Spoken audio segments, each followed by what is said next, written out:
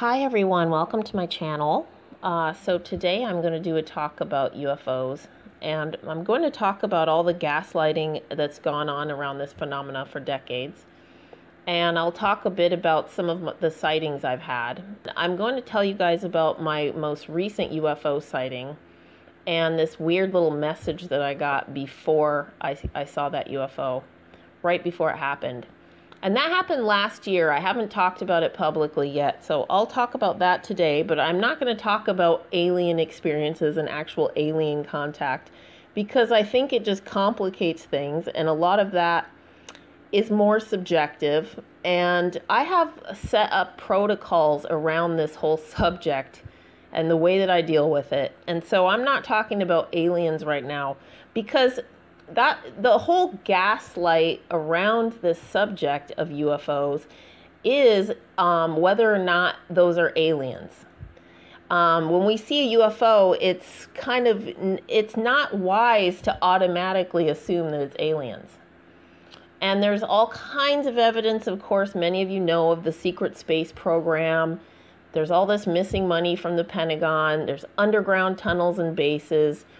It's not about whether or not there's covert technological space program going on. It's about how extensive is it, and how many of these UFOs that are obviously using some kind of plasma tech and going at extremely high speeds, how many of those are human?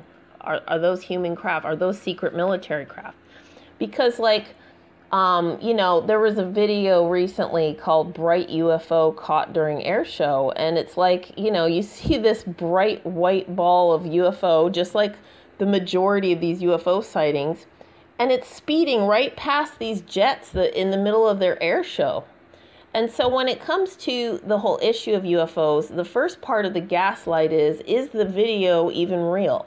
Because video and audio can be so easily faked now. And there's so many fakes out there. There's been people hoaxing about this subject forever. That's part of the gaslight, the big gaslight. So when you see a video like that, okay, let's assume it's real. Why would this UFO, why would they take the time and why would they make a point to fly through this air show if not to show off their technology? I mean, somebody's obviously showing off their tech. We've got all kinds of cases of this. I talked about back in 2018 or 2017, there was that incident in Oregon where they sent the F-15 scrambling after those UFOs. Again, bright white lights going at extremely high speeds. The F-15s can't catch up with them. And you've got all kinds of sightings, and there was that recent one over Ireland. There was a flight from Montreal to Heathrow, and 3 different pilots spotted these UFOs and reported them. So there's no debate about whether these UFOs are happening. And there's no debate about the fact that some of the people in the government and like the Irish authorities, they don't know what they are, and they're not showing up on radar. Again, I think it's clear somebody's trying to show us that they're there, but the mainstream media is real picky about which stories they really pick up on. And yet, and they act like this is all new. That's the thing. So recently, I caught this Project Blue Book TV show that they've come out with.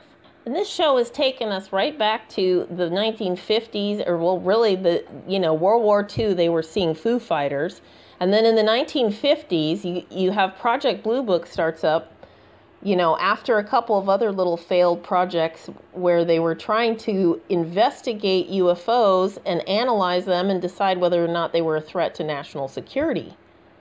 And so Project Blue Book was kind of is represented in the TV show as sort of like their front and how they handled the media.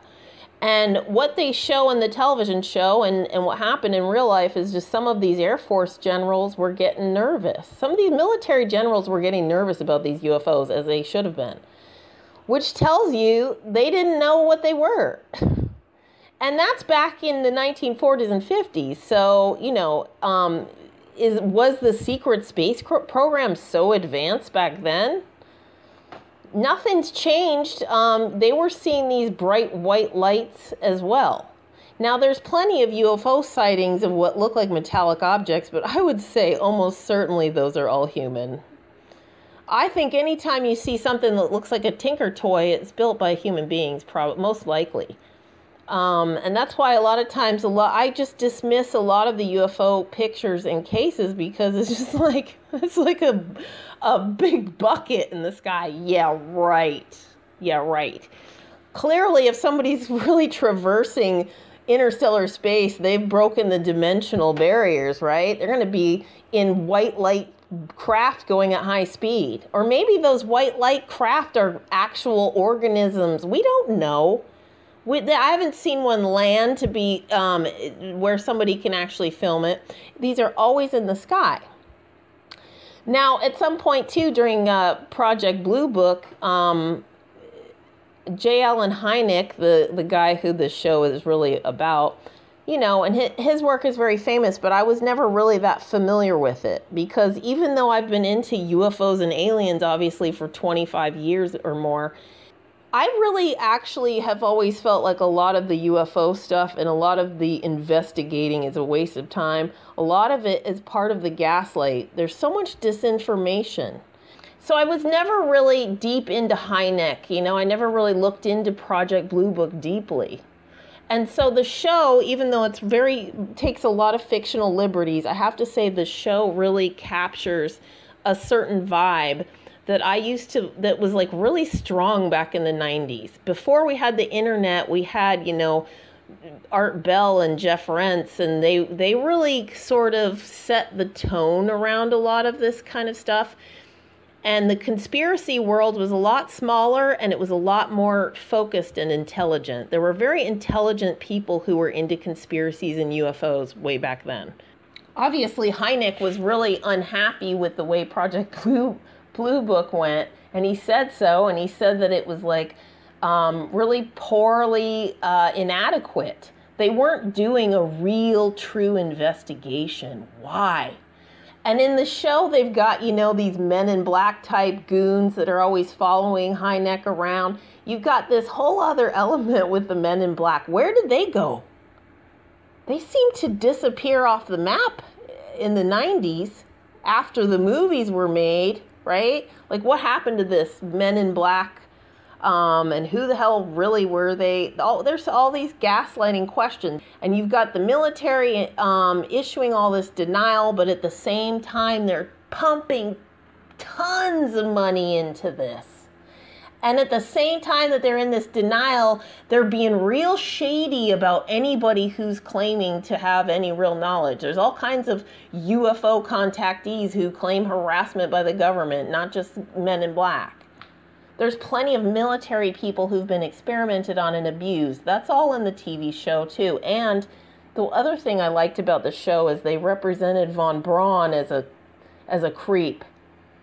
And a lot of times people sugarcoat him.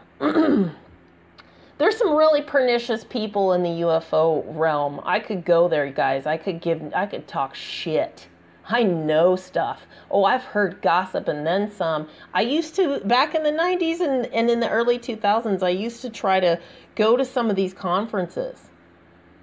And it's lonely out there. There's a lot of delusional people. There's a lot of ego. There's a lot of money mongering.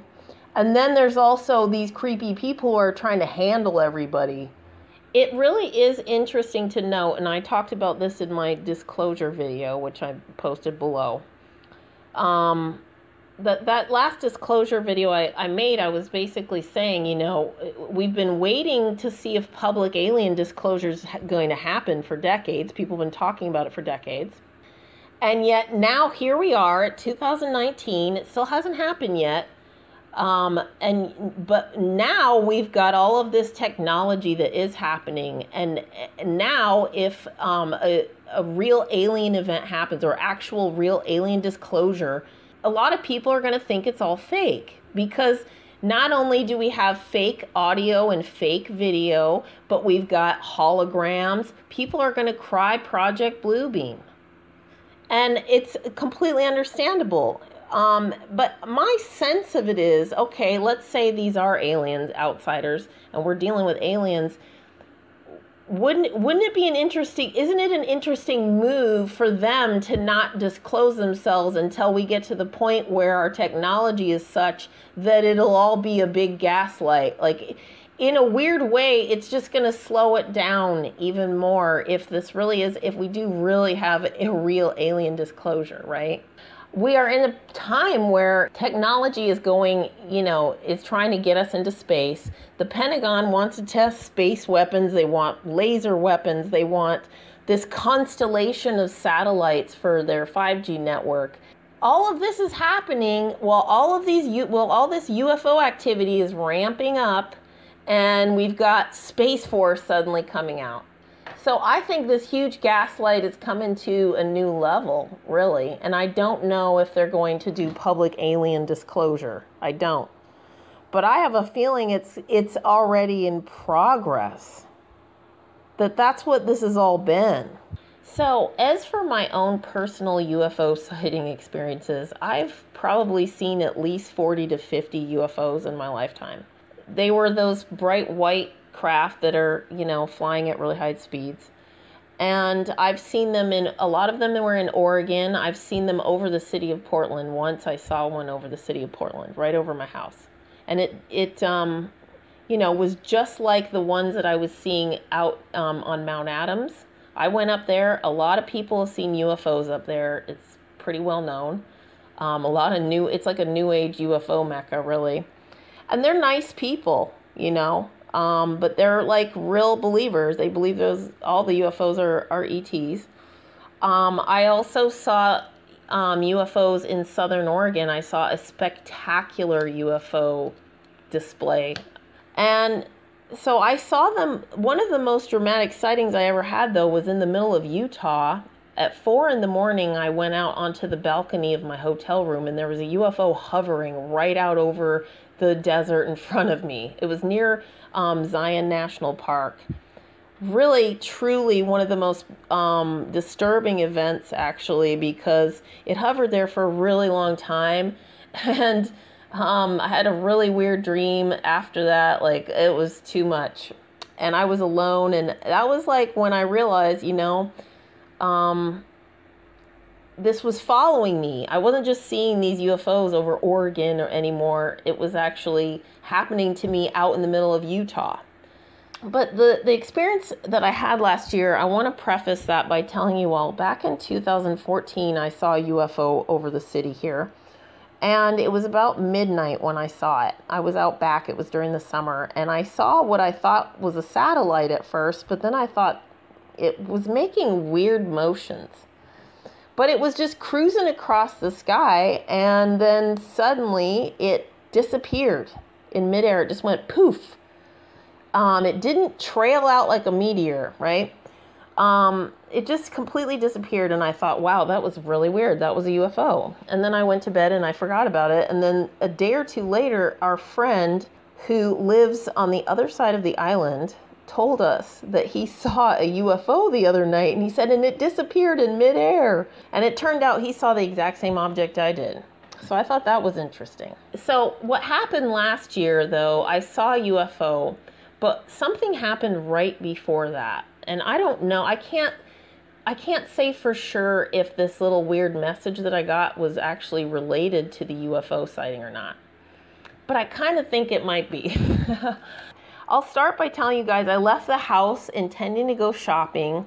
I wasn't sure where I was going to go, so I went to the bank first, and after I took out money, I realized I was hungry, and I decided to go to a specific spot where I could get some healthier takeout, and I could also go shopping over there. So I did not plan to go to the place that I went to. I decided it on a whim. Okay, that's important to remember. The second detail that's important is that I had my cell phone on me, but the service was shut off. I hadn't paid my phone yet that month, and I didn't really care. I don't use it that much except to call a couple people in the States and text them, right? But so I wasn't really in a big old hurry to get my phone turned on, but I had my phone with me even though the service was off so that I could use the camera. And my phone is always set to airplane mode. It's my default. The only time I turn off airplane mode is when I use the phone. The other thing is I never use the internet on my phone, ever. I don't have a data plan. It doesn't happen. You can't use the internet on my phone. So I basically had a dead phone with me, right? So I walked down to this takeout place. I'm not even going to say what place it is. It doesn't matter. It could be any place. But I don't want to give away that location. But I just want to tell you it was any old takeout place, right? And I go and I order some food and then I sit down. I had been eating at this place for like a year or two. You know, every couple months I would go in there. Sometimes during the summer, I would go in there a couple times a month. So when I walk in, he knows me because he knows I get the same thing every time. I want to tell you guys, this guy is completely drama-free, low-key. He's just a local business guy. I've never had any problems with him, and I've ordered from other people at the location too. Nothing weird has ever happened to me with these people. And what I remember is that he didn't try to give me my receipt. Like, I paid, and I always throw the rest of the change into the tip jar, and then I went to sit down. It wasn't even like he tried to give me my receipt. And it was about 45 seconds to a minute later when he came over to show me my receipt because he saw something on it. So he showed me the receipt, and he said, "Does this mean anything to you?" And he showed me how at the very bottom of the receipt, there was a little message that had been typed in. Now, the cash register is one of those point of sale computerized Windows kind of cash registers. And so they are literally, it's like a computer cash register. So what I'm looking at is a computerized receipt. It looks completely normal until you get down to the very bottom line. And in the very bottom line was this text. And the text said, "You're the bee's knees." It said, "You're the bee's knees." And he said, "Does this mean anything to you?" And I was like, I mean, obviously it does mean something to me. You know, my channels are a bee theme.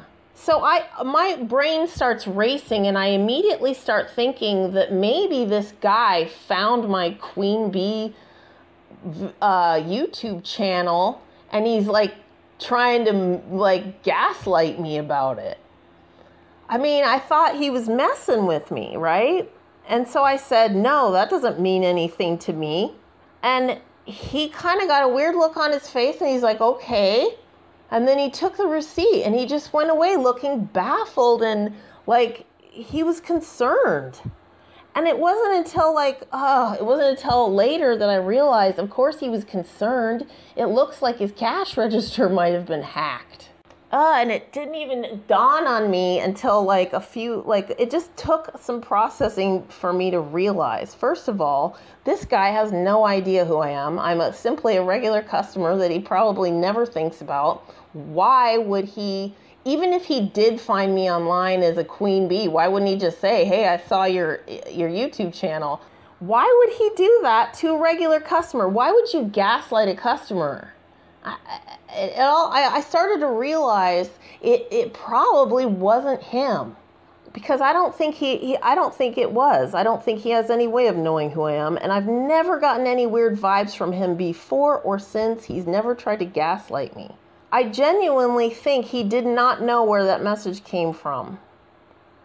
And I wish that I had had more presence of mind to realize that he wasn't trying to gaslight me, that bee's knees message came through the cash register.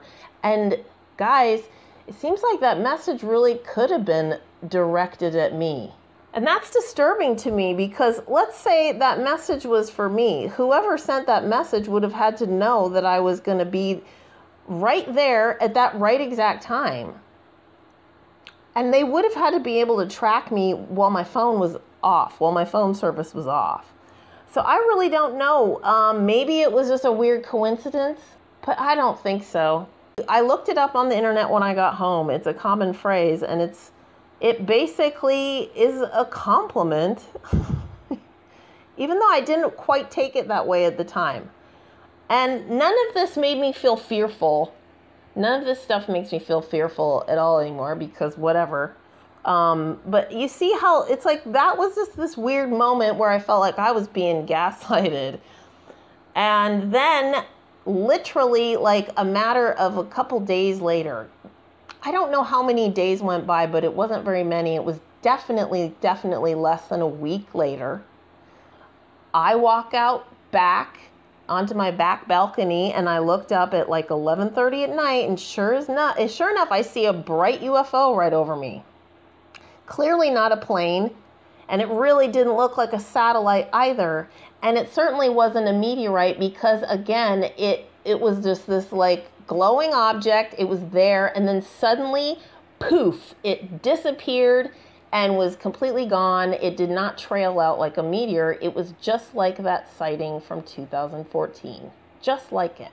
It's hard to say how this is going to go down, but I do think the whole UFO issue is going to come to a head. I seriously have, for a while now, have felt like there's going to be some kind of mass sighting.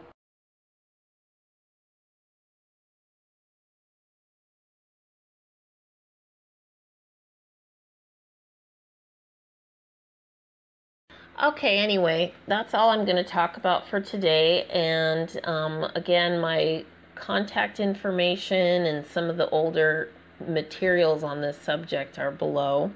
And I am going to post a link to a video from my Queen Qubit channel that's definitely related to all this.